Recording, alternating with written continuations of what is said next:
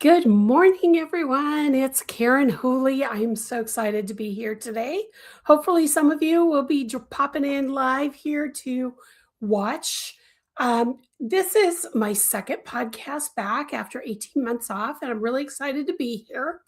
The thing I wanted to tell you this week is first of all is that I am going to start doing every other week rather than every week because what I'm finding is that I don't have enough things to share every single week, especially on weeks like this past week where I've been working on a super secret project, which was or will be my mystery crochet along. And I can't share it with you. It's done, it's on the blocking board, but I cannot share it with you. So, that being said, I won't be here next week. Next week is the 28th, I believe. I will be here February 4th and February 18th. What I'm going to do is I'm going to try to make it so that it's always the first and third Wednesday of the month, starting with the next show. So, with that being said, first thing I want to tell you is I am working on a new project. It's kind of a palette cleanser project.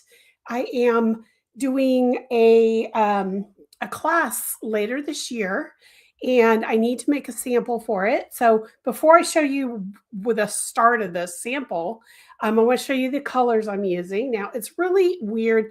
We are having really dark days here in South Central Washington. It's been cold. The air's been stagnant. And when I looked at the weather station, it was in 32 this morning at the moment. So I apologize if the colors aren't showing up very well. I have got as much light as I can in this office that won't wash out everything. So I apologize for that part. But anyway, these are the two colors I'm using for this class sample.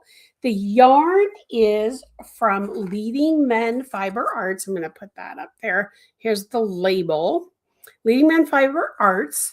And the yarn base is called Showstopper. It's a fingering weight, 463 yards to 100 grams, and it's 75% superwash merino and 100 grams of, or I'm sorry, 25% nylon. And the yellow is called Midas Touch. Now it's really bright gold.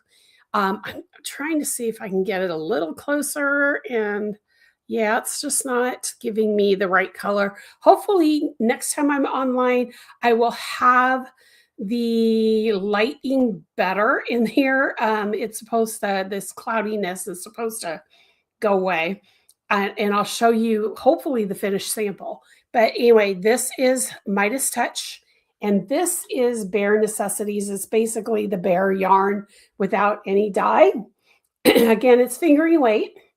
And it's for a class on the Polish square. So I'm really excited about doing this class. And I just wanted to show you what the beginning looks like. And oh my gosh, oops, I gotta get that. It looks like a mess right now. But this is how you start a Polish square or a Polish star stitch. It's a bunch of chain loops with double crochets and varying number between. You can see here, I've got groups of 4, I've got groups of 2, I've got groups of 6. So that is what allows us to weave the chain loops to be in the Polish star shape. So that's what I'm working on. This is the project. And when you see me next time, hopefully I will have, if it's done, I will show you the finished piece. But if it's not done, I will show you in process how the loops all come together. But it looks like a mess right now. This is going to be a scarf. There's a class sample. And I know it looks messy, but I wanted to show you this is what it should look like before you get started with a Polish star. So, and this is fingering weight again. I know a lot of people like to do Polish star in worsted because it makes a really bulky, nice blanket. It makes the thick shawl, that kind of thing. And you know me, I love my finer weights of yarn. So, of course, this class is going to be Polish Star done in fingering weight. So, um, stay tuned for that. I can't announce quite yet what event I will be teaching that at, but stay tuned for that. Okay, now for those of you who just popped in, I am going to say hello. First, here is Deborah. Good morning, Deborah. So glad you're here. And Linda is also here. Good morning. I'm glad you're here. At the beginning of this, I mentioned that I'm going to start doing these every other week rather than every week because what I'm finding is that I cannot get enough stuff done to share for a little bit on YouTube here. So I'm going to start. My next one will be February 4th. I'm going to do the first and third week of every month. If there's a fifth week, I'm just going to skip that too. I'm just going to do 2 a month. That way I have a lot to share with you. And hopefully by then too, I will be in a place where I can actually do a little mini class or something like that here where I talk about a particular subject. So if you have a particular subject you'd like me to talk about, put it in the chat. Just, so that I know what kinds of things you guys are looking for. Okay, so I showed you my project. This is what I'm working on right now. I've got other projects in mind. I just haven't started them yet. So hopefully by next time on the 4th, I will have some fun things to share with you, some new projects. Okay, now I want to show you a book I just got yesterday evening. Literally, Amazon sends things, they don't show up until like 9 o'clock at night. So I haven't really looked at this, but I thought I'd share it with you. I just got Summer Lee's brand new book, The Sock Obsession. Now, she is a knitter and she does knitted socks. Here's one of the patterns in here. So if you're a knitter and you're interested in knitted socks, she's a great designer to follow. And this is her second book. Her first book was called The Sock Project. And this is the sequel to that. This has got 25 brand new patterns. And then she's got things like boot socks, ankle socks, loafer, and cuff styles of socks in here. So she's got all sorts of things. Here's her chapter on everyday socks. She does cables. She's got some really cool patterns. These I really like. These are her Escher socks. That's the Escher tumbling blocks kind of pattern. I really like that she used a gradient yarn for those.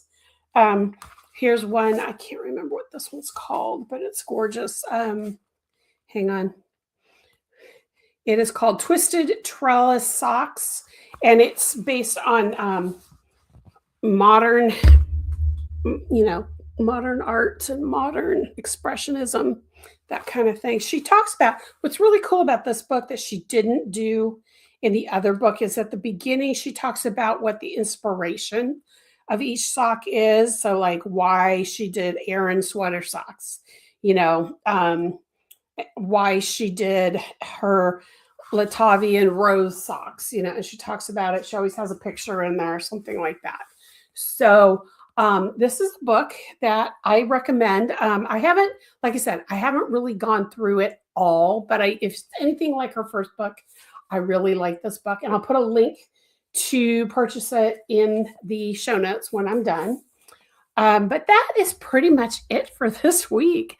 Unless any of you who are watching right now would like to ask me a question, anything about crochet, or all of that. So it's going to be a really quick one today. I don't have anything else for you guys. So I hope everybody's having a great week. I hope that you all will come back in 2 weeks when we'll be here with a lot more to share. And I will see you next time. If you don't have any questions, I noticed nobody's posted anything. So I'm going to go ahead and say goodbye. And I will see you in 2 weeks. Bye, y'all. Oops. Now, there we go. There we go.